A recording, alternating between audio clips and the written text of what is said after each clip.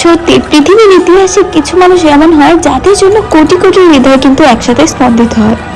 Michael জ্যাকসনের পর কিন্তু দুনিয়া দেখলো জুবিন গার্গের শেষ যাত্রা, যা বিশ্বের 4টি সবচেয়ে বড় জনসমাগমের মধ্যে একটি হয়ে উঠেছে।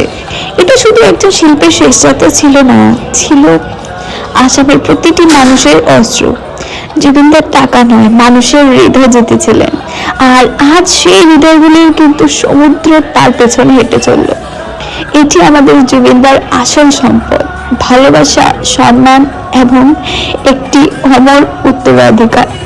সত্যি কথা বলতে গাইস, আমার যাওয়ার খুব ইচ্ছে ছিল, কিন্তু দিব্যার ছোট থাকায় আমি যেতে পারিনি, কিন্তু দিব্যার পাপা গিয়েছে।